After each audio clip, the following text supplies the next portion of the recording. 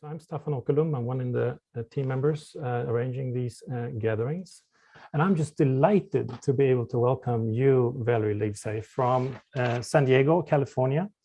So good morning to you. And by the way, good morning, good afternoon, or good evening to everyone in this gathering. Valerie, I got to meet you at about a year ago in the Growth Edge network that we share membership in. It's a network around Jennifer Garvey Berger, and you did a session during one of our gatherings there virtually on the issue of fallbacks, and I was just so delighted. And you offered also a course at that moment that I immediately signed up for later in spring last year. And in that course, I got to know my own shadows that I had I known about them, maybe not all of them that I could identify, but most of them. But I never really talked to them and befriended them. And I realized that by getting to know them and also the darker side of myself and the ones that I'm a bit ashamed of, I became a fuller person. So they are with me today, and they say hi, by the way. You have a background. You wrote a dissertation. You got a doctorate from University of San Diego. You wrote a dissertation where you introduced and situated this phenomenon of fallback that you will, of course, describe a bit more about very soon. And you situated it within developmental theory. And the dissertation is centered around your conversations individually and collectively with 6 key thinkers. And many of them are very known to the IDG project. We have, of course, Bob Keegan, Susan Cook-Greuter, who will be the guide for the next gathering. And you will hear a bit more about that towards the end of this gathering. And Jennifer Garvey Berger, all 3 of them very active behind the IDGs, but also Bill Torbert, David McClellan, and Chuck Paulus. And Chuck was at the time, I think, one of the senior faculty members of CCL, Center for Creative Leadership. And now we have a forthcoming book where you have also followed 3 individuals on the lived experience of fallback in a longitudinal study. So we look forward to that. I'm not going to ask you when it will be published, because that's a constant. I think I know how that feels. It's coming soon, dummy. It's coming. So it's wonderful to have you here, Valerie. I hand it over to you, and I'm going to be kind of your wingman here with doing the chats. So as you heard, we will turn off the chats. We want to create a space where you can reflect and be also more sort of looking inward, in a way living the IDGs here live together. So however, if you have any problems, you will be able to chat with us hosts. That will be Johan and me. So with that, Valerie, over to you. Thank you, Staffan. And thank you to Lata and Fatima also for welcoming me here, and Johan. And thank you all for being here and your willingness to go into the darkness to determine what light might be found there and how it might lead to discovery of healing. I want to do a little bit more framing. I love that Staffan said we're going to be living the IDGs. This is very much an opportunity to practice during our session, to practice without, the theory is in the background, and you do not need to be an expert in adult development theory in order to engage in this conversation. You just need to be a human and have a willingness to bring your full experience, your humanity, both big and small, all will be welcome here. And intellectual, embodied, and just let the light of your inner wisdom come forth. And then curiosity, an invitation to engage in inquiry and what we don't know and what we might discover. So we're going to talk first about a little bit about what is fallback, what is this phenomenon that we're going to be talking about and exploring within ourselves.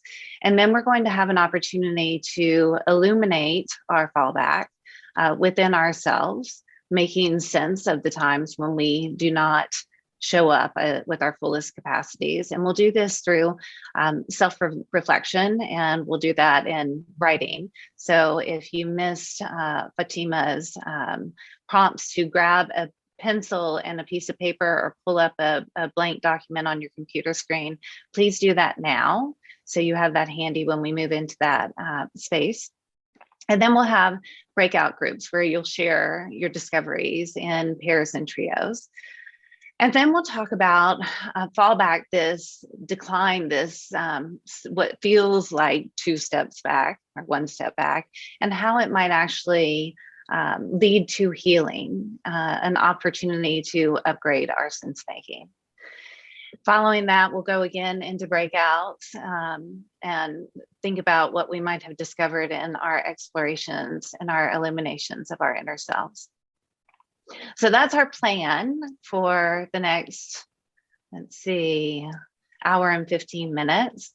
And my hopes are that you might try on these inner development goals in relationship to yourself and fallback, because we are going to put these into practice throughout.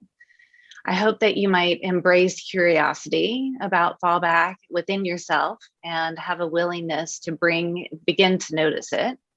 And that you might also cultivate a willingness and a tolerance for weaving and integrating the earlier parts of yourself, acknowledging that this too is me. And I love that Stefan brought all of his characters, and I'm just smitten with his fallback characters, but with all of our fallback characters. So bring them all; they're all welcome. Okay, and Stefan already introduced himself. So again, if you need to be in touch with him, he'll keep track of any questions. Just private chat with him, since the broader chat will not be on throughout the session. So Stefan did a great job in kind of providing some background for me. I came to study adult development as part of my doctoral studies in leadership studies. And it was a course that I had to take early on in the program. And I just became really fascinated by the theory and could see so clearly my own lived experience mapped up against the theory as I had developed through life. And it was heartening to see that. And it was heartening also to see where I might be going in the future.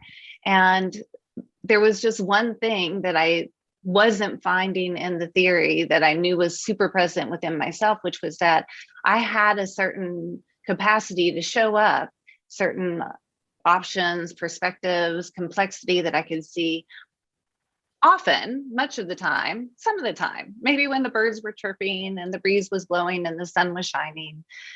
But then there were other times when I didn't. Often, many times in a day when I didn't have the full capacities available to me. And I thought, oh my gosh, am I an anomaly?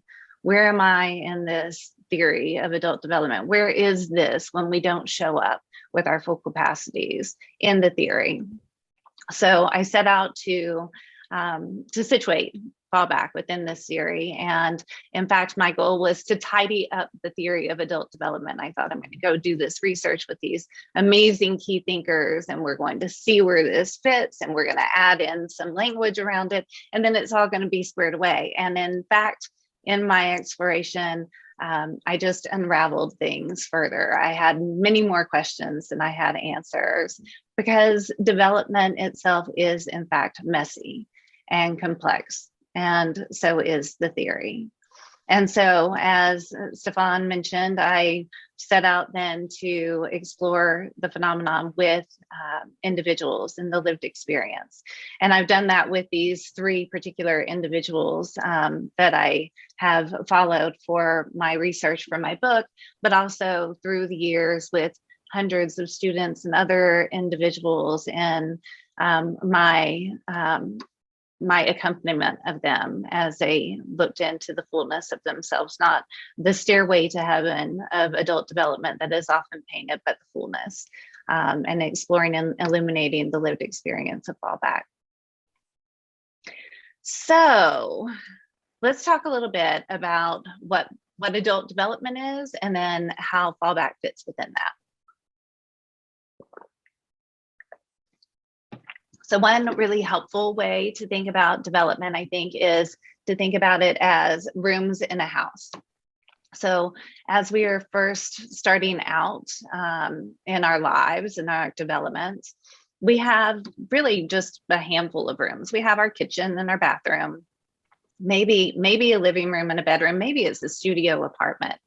And that's sufficient for us. We have the tools and the kind of the furnishings and the things that we need to get along. And as we go through life and as we develop, as we confront our lives and the complexity of them and the challenges that exist within and around us, and we happen to notice that there's a door that we hadn't paid attention to before, that we didn't even know was part of our house. So we go to open that door and we find that it is locked and that we cannot get inside. And so we go to the junk drawer, the one that contains the rubber bands, and in my house, the hair ties, and now the mask and the glasses, and a whole bunch of keys that we have no idea what they fit into. And we take those keys and we try to get them into the door of this room to go into this room. And we find that none of the keys actually work. And so we're frustrated and we're kind of done with what might be over there. And we look around and we think, you know what?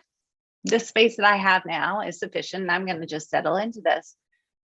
But then maybe the challenges of our life present more strongly, or curiosity gets the best of us. And so we go and attempt to open that door again. Maybe we go find the other junk drawer and pull out the keys in that. And we ultimately get a key that it works to open the door to this room. And we go to open, the lock unlocks, and we push open the door, but it doesn't open because it is stuck. And so we're getting our shoulder into it and kind of pushing with all of our force. And ultimately, eventually, as we push into that space with time and with effort, the door opens, maybe just a little bit at first. So we're able to peek into the room and see some of the colors, see some of the designs, the patterns that are in there. Not fully at first, but a little bit. But with time, as we continue to put our weight into it, and our effort and our surround says you really need some more space, we're able to push fully into that door. And boy, what a discovery. We see furnishings that we didn't know existed. We see tools and appliances, and we see a window, and we go over to look out that window, and this window looks at a part of our house that we didn't actually, or outside our house, that no other windows have faced. So all of a sudden we're looking onto this lawn with a tree that is blossoming. We see a space in our yard that is, the grass is dead, so clearly the sprinkler is not getting there. We see maybe a trailhead that leads off into the wilderness, and perhaps we see looming over that a huge development, new communities, new buildings, new parking lots. We see things in the outside world once we're in that room that we weren't able to see before. And when we turn around and look from that room, have a perspective on the other rooms in our house, we see new things as well. We're able to see the old chair that we love to snuggle up in our favorite robe and read in. We see our threadbare couch, the one that we inherited from our friends and roommates and our parents long ago, that really could use replacing. We see things both within and outside of our developmental house that we weren't able to see before. And this is how development happens. We are able to open up more and more rooms to the developmental house. And in so doing, we expand our capacity to see within and outside of ourselves. Now, this idea of the developmental house framing for adult development came about, was inspired by Jennifer Garvey-Berger during my research with her. She shared with me that when she is in Fallback, what it feels like is you go to open up rooms in your house that you had access to, and you had access to them a minute ago. Maybe you walked down the hall and went into the study just 2 seconds ago, but you came out and you encountered your children or the email or the news that now we are at war. And all of a sudden that door to the library the study you were just in is locked. and other rooms in your developmental house that you had access to before are locked. And for some period of time, be that moments or days or sometimes even years, your all access pass to the rooms in your developmental house has been shut down, and you yourself are on lockdown. So that's a little bit about what fallback is when we do not have access to the rooms in our developmental house. Okay, so I hope that gives you a little bit of a framing about what we're going to be exploring. And I want to move now into not looking out there at what fallback is, but looking in here at how this presents within you. And we're going to start putting the IDGs into practice right now. And I want to invite you into being, into the IDG of being, and the specific skills of openness and learning mindset, so that you have curiosity, vulnerability, and a willingness to grow. Self-awareness, your ability to connect to your thoughts and your feelings and your desires, and to have a realistic and honest self-image. And then presence, being in the here and the now without judgment. So let's practice our being skills right now as we move into our free writing exercise. So here, please pull out your paper and pencil, or pull up your blank document on the screen. And I'm going to walk you through the prompt for what I'd like for you to spend, it will be 5 minutes, writing about. And I don't know how many of you are familiar with free write, but essentially it's putting pencil to paper and letting whatever comes through you flow onto the page, not thinking about grammar or if it makes sense, or if it's, even if you think it's true, or any of that. You're not going to read this. You're not turning it into me. You're not going to read this to anybody else unless you choose to. But it is letting your inner knowing flow through in a way that doesn't happen always in the other ways we tend to engage in the world. So let's get our paper and pencil handy. And then I'm going to guide you through this prompt. I'd like to ask you to think back over the past year. Play back the video reel of what happened, paying special attention to yourself on the screen of your life.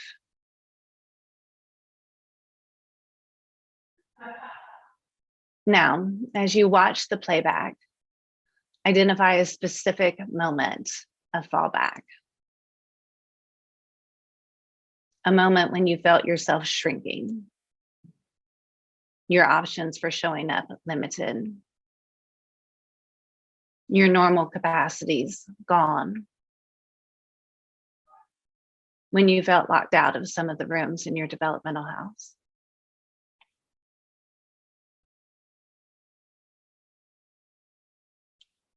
Perhaps it was an experience of feeling out of sync with yourself or with those around you. Maybe it felt like a departure from who you wish to be seen as, or out of alignment with who you wish to be. From this detached viewer perspective, how would you describe yourself in that moment? What were you doing? What was alive for you? What was dead for or within you? What thoughts were going through your mind? What did that feel like?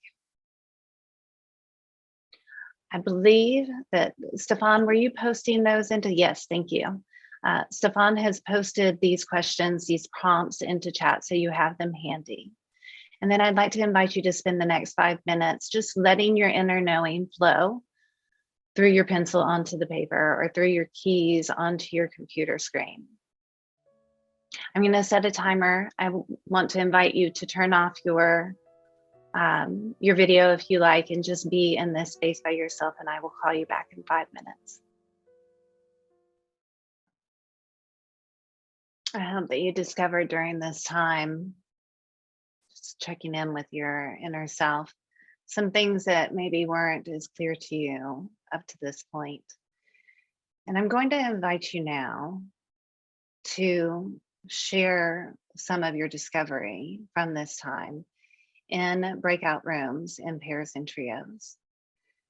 And again, I want to highlight the IDG of being as we go into this space.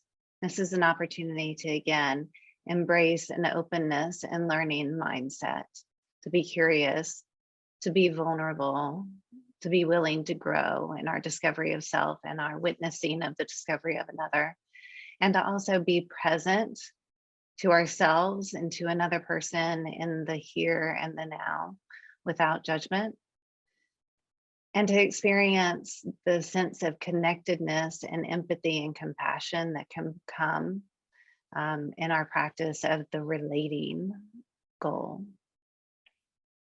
So as we go into our pairs, you're going to have about 12 minutes, pairs or trios. And so divide the time accordingly and kind of keep track of it so that everyone has an opportunity to share. Here are the questions that I want you to consider and to reflect on with each other. Again, share what you feel comfortable sharing, and be present to another as they reveal to you some of the fullness of themselves. The questions are, what did you see or discover on your playback screen? Fallback points us to what we value. And so what feels at risk to you that you value in these moments of fallback? What is your value, or what is your fallback protecting in you? Okay, we'll have about 12 minutes. Masterful Johan is going to send us off into breakout rooms now. And I hope your conversation is illuminating. Welcome back. I hope you had a beautiful encounter of yourself in the company of others and others in your time together. And I'd like to just invite you as we come back, Stefan and Johan are going to open up the chat again so we can just harvest some of the learning from your time together, the discoveries. And I want to ask that final question again. What is your fallback protecting that you value? So if you could just put a couple of words in the chat, we can kind of collectively come together around these discoveries.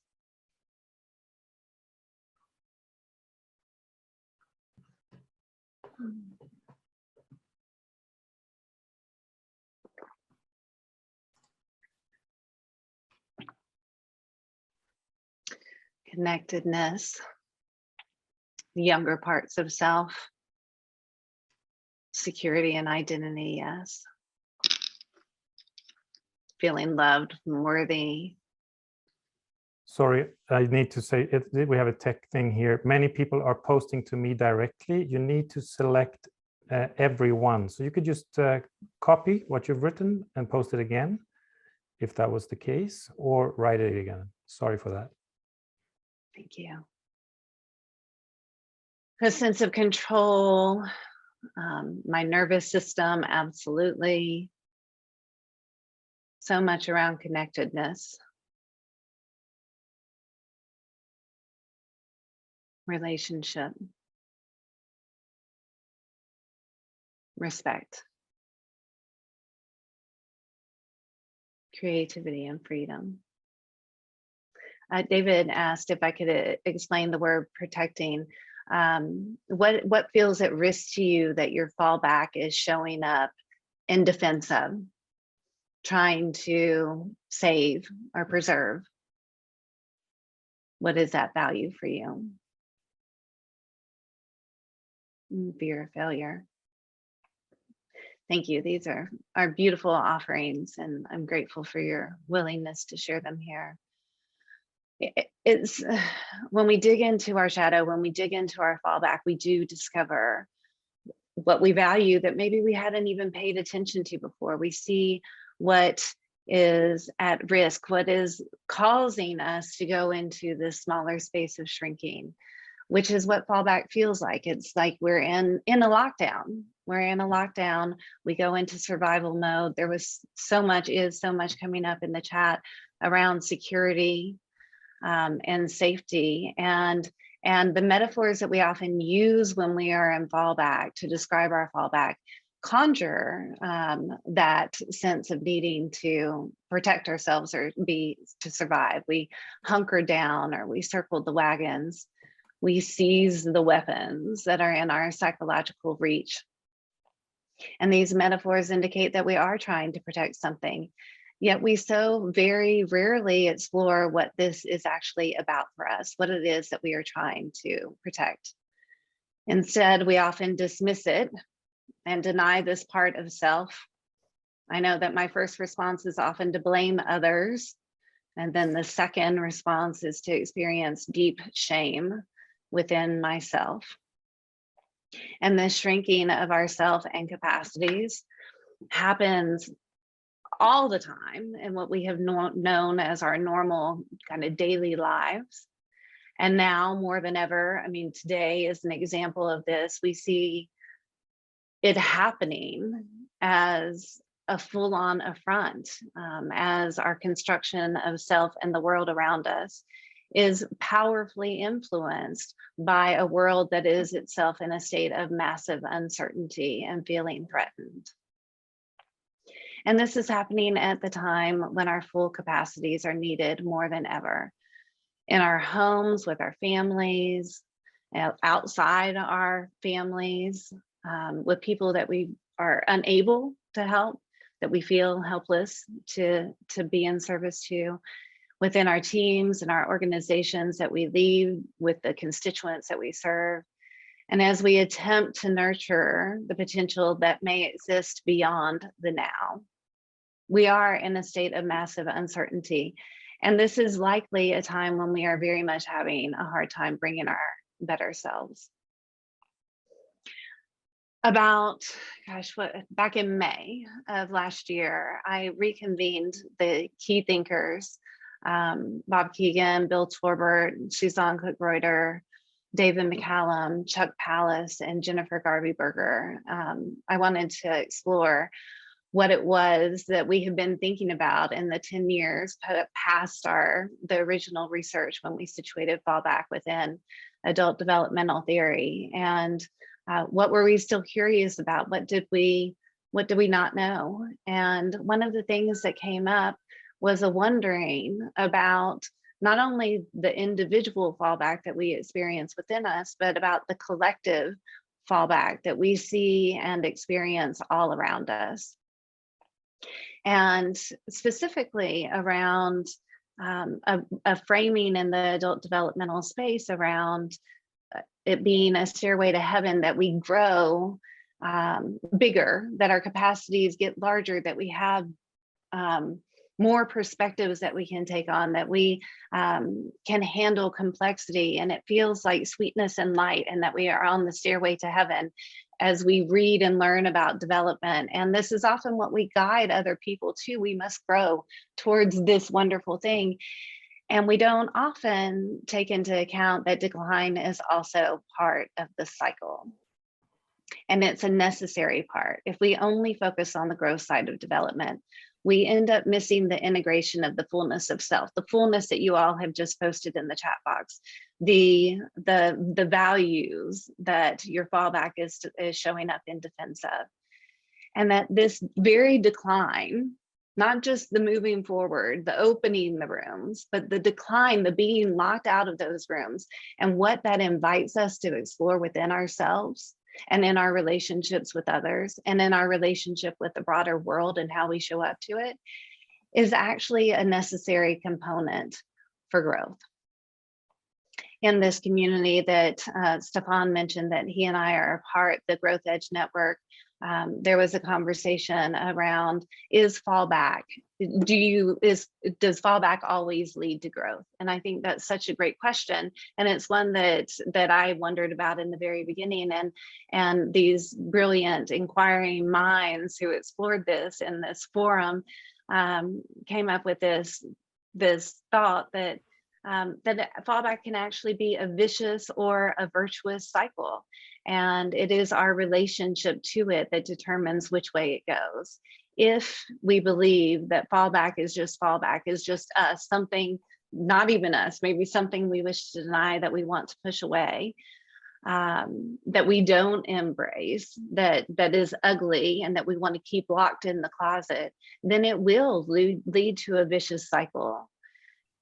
But if we can embrace it, if we can embrace the fullness of ourselves and shine the light on it and see fallback as an opportunity to discover that which we value and to embrace the things about ourselves, that the parts of ourselves, the characters that are protecting something that's incredibly important to us, then it can lead to a virtuous cycle of development. And fallback, Valerie, Stefan, yeah? Yeah, we have some questions that I just for clarification. Pia, for instance, she's asking, what are we falling back to? We are falling back to a smaller, more constricted aspect of ourselves, a smaller space in our development that we have not yet in some way addressed or learned from or integrated or come into relationship with. Okay, great. And then the second and the last one, Anna Gian is asking, so fallback, is that a coping mechanism for when the ego is attacked and we shrink? Is it about the ego? It is. It often is about ego, and one of the triggers is challenge to identity. So that's a big part of it. Some of it can be around unresolved trauma. Some of it is around the contextual gravitational pull. We are feeling that today. For instance, what pulls us back into, even if we have a center of gravity of development at a different level, it pulls us back in its vortex to a smaller space. It can be about the ordinary triggers of life. So very often it is about ego, but that's not it. But I love this, the question around coping, because David McCallum, who studied fallback himself, made a distinction between coping and fallback. And he said, in coping, no learning happens. But for it to be fallback, there ultimately has to be learning. So I would say that as we think about this vicious virtuous cycle, the companion to the vicious cycle is coping, but the companion to the virtuous cycle is fallback. The learning, if we are able to shine the light and give it the attention that it needs. Okay. Thank you. Thanks for those good questions. So I'm going to invite you to befriend your fallback and embrace it as the gift that it is, as the gift that it gives to show you what it is that you value. Now I'm going to invite you into the IDG of acting with courage in order to come into relationship with an honest knowing of self and other. Perseverance, because this exploration of fallback and shadow and coming into relationship with it, befriending it, inviting it in for tea, coming to know what it has to teach us is not a quick fix. And you ultimately are not going to cure yourself. You just come into a different relationship with self that embraces the fullness of you. And then optimism for this more honest relationship with the gifts the fullness has to offer. I want to now move us into breakouts. And I want to explore in these breakouts, one for you to explore, what is this gift that is your fallback offering you? And the questions that I want you to explore again in pairs or trios are, what is your fallback calling on you to illuminate? What do the more complex aspects of yourself stand to gain from integrating the smaller self and welcoming it in? And how might these inner development goals aid us in our illumination, in our embrace, in our learning from Fallback? And finally, what is the gift that Fallback is offering you? And how might it be in service to others? Okay. I think that Stefan posted those.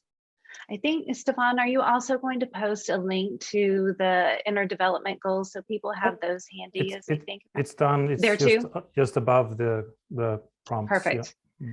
Thank you. Okay, we are going to go again for about 12 minutes into our breakout rooms. And again, share the time and the space in your exploration of these questions. Are we all back from discovering the gifts of our Fallback? Yep. Wonderful. I hope that in our time together today and in your time with your companions on this journey in this past hour and 15 minutes, you've been able to tap into the importance of claiming the fullness of yourself, all of your characters, all of the smallness and the bigness within yourself. And as we come to discover our own smallness, our own periods of showing up in a way that is not aligned with our intentions, that doesn't meet our values directly, but we come to see is actually in protection and service to those values, that we're able to have greater compassion for ourselves, for all of ourselves. And in that compassion, we're able to, and that recognition of ourselves, not as a person we paint ourselves to be, or what we like to sing from the rooftops, we're often able to have more compassion for others as themselves on a journey of discovery and coming into relationship with parts of themselves that have been locked away in closets or behind the rooms of their developmental house for a moment, maybe for much longer. And this acceptance, this compassion leading to acceptance, is so key to one's recovery and growth from Fallback. Instead of trying to usher us out of the building and into the light, perhaps we need to more often enter into these dark spaces and let them hold us for a while and bring them into the light. Not to banish them into the darkness, but to illuminate these spaces within us so that we may learn from them. And then we can bring those things that we have learned from the darkness within each of us to better understand the darkness that surrounds us. And this is my hope for all of us. And I hope that this invitation to live into the IDGs by exploring Fallback has been rich and illuminating for you. If you are interested in going deeper into the inner landscape of yourself in development and cultivating your relationship to Fallback in a way that allows you an authentic knowing, I hope you'll consider joining me. I have a 6-week deep dive exploration of Fallback using the theater of metaphor to come to know your full cast of characters and their origin stories and the scenes that they show up in, and how you might more intentionally direct them on the stage of your life. So this program is in April. It begins April 18th. It's called Leaving the Ghost Light Burning, Illuminating Fallback and Embrace of the Fullness of Self. And there's an early bird discount that's available until March 18th. And then other bring a friend discounts also for bringing your theater troupe along with you. And if you'd like to try it out and kind of see if this is the Ghost Light Theater is a place you'd like to show up for 6 weeks, you can also join me for a preview of the full course that's being offered on March 14th. I think Stefan has posted links to more information and to registration in the chat. I am going to begin to turn this back over to Mata and Fatima. But first, I want to just thank you, each of you, for attending and for your willingness to put into practice these inner development skills and exploration of the fullness of you, including your fallback. I want to thank Stefan and Johan for being the most excellent wing persons and wrangling those breakout rooms and our recording. And Jan and Fatima and Stefan for inviting me to the conversation and to consider the framing of the IDGs in service to our integration of the fullness of self. I am going to now turn it back over, but I do want you to know that we'll hang out for another 15 or 20 minutes after the session ends, should anyone have any questions or wish to engage in further dialogue. So feel free to stick around for more of an open exchange. Okay, back to you, Stefan. Well, thank you very, very much, Valerie. And I must say, since I attended this course last spring, it's a beautiful experience. I got now in touch with that same spirit and much more from last spring. So thank you so much for taking your time and for these gifts, Valerie. And over to you, Fatima and Lotta. And I think we also will invite Mikael, who is standing in for Janne today. So I'll be leaving the screen. Yes, thank you, Valerie. Thank you for your wisdom and your experience. And at least I myself will bring your questions with me and keep on exploring. So the IDGs, there's a lot of things going on except from these gatherings. So I asked Michael, our new COO, to join us today and share a little about what's happening right now. Thank you so much. And thank you, Valerie, for an amazing session. And thanks everyone for showing up. And I also want to send my regards from Janne, who wish he could be here, but he has family in Ukraine. And that, of course, had priority today. So lots of stuff is going on with the IDGs. As many of you know, this has been going on since a few years. And it started with an insight where we see that frustration that we don't reach the SDGs in the pace that we want to, even though we have the resources, we have the tools necessary, but we don't have the inner capacities. So it was first an attempt to see what are the inner capacities we need, and we engaged about 1,000 people, researchers, practitioners, to see what is the capacities we need. And that is the framework that has been shared today and that we've been working with today. And now we are in a very exciting second phase where we see, okay, we know the what. How do we do it? So we have a survey out now where we are gathering insights on how we do it. And if you want to participate in this survey, that is amazing. I will post the link to the hosts who will share it with everyone else. It's open for another week. We have so far 2,000 respondents, and we have some preliminary results, which is exciting. It's very much about self-reflecting, therapy, of course, also engaging in societal causes, and so on and so forth. And then we have in the 29th of April, a big event coming up.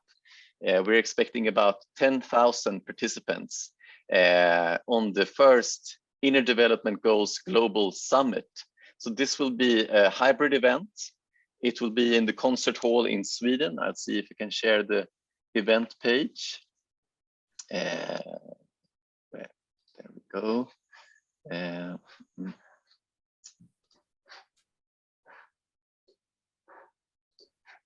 So this will go live tomorrow.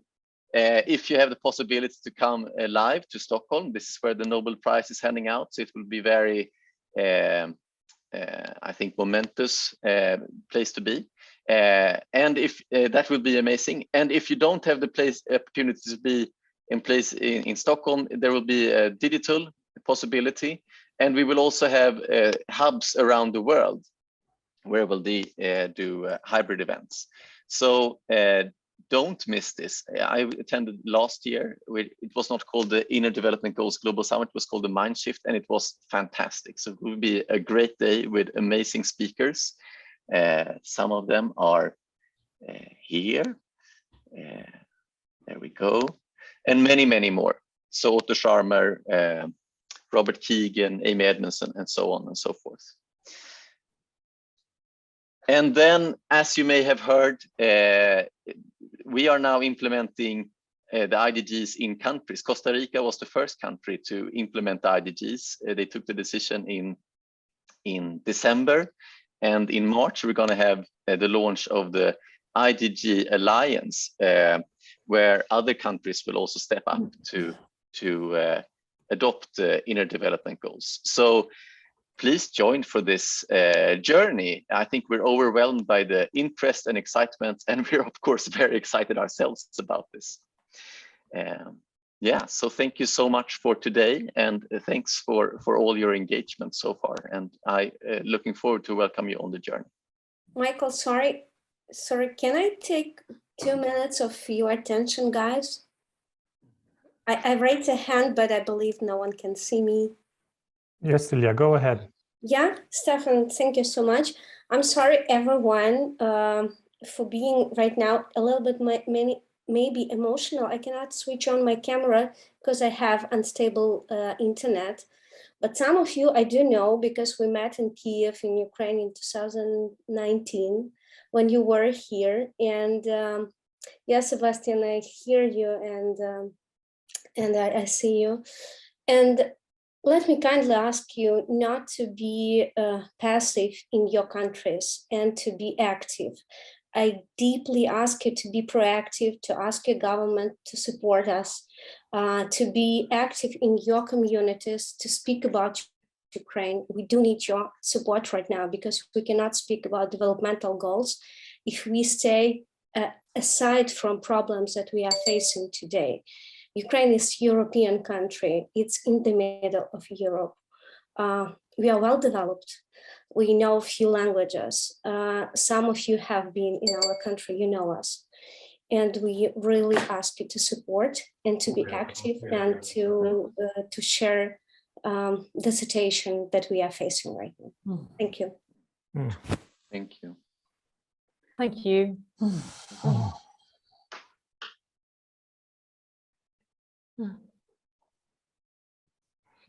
Thank you so much. I'm sorry. I want to respect the time and move on. Thank you. And yes, we have a last thing to say, and that's the next gathering. And Lotta, can you tell us a little bit about it? So the intention and the aspiration is really for the IDGs to be global. And when we look at the survey, or all the respondents of the survey that has been fed into and created the framework of the 23 capacities and qualities and skills, it's very much from people in the Western world. So we are really, really curious, what would it take for these IDG to be truly global? And how can we learn from the wisdom and the practices of indigenous cultures to serve a flourishing of all humans? Those are the questions that will be in focus for the next session, which is 31st of March. And we have 4 fantastic guests with us who will help us explore these questions. And that's Susan Cook-Reuter, Bayo Akumulafe, Lindsay Beer, and Matthew Lee. So warmly welcome to join the community and the gathering in March together with us. Yes, and you can see the links in the chat, Stefan. Yes, and also on the web page, we have updated them today. So you find both the link to the 29th of April and the next gathering on our homepage, in case you don't have time to notice them right now. So officially, we are gonna end right now. And Valerie said she's gonna hang out for another 20 minutes, 15, 20 minutes. And I just wanted to give you an opportunity to, well, thank you all. And an opportunity, if you wish, to unmute yourself and say goodbye in your own language. Hej då! Abend und herzlichen Dank. Goodbye. Bye. Bye. Bye.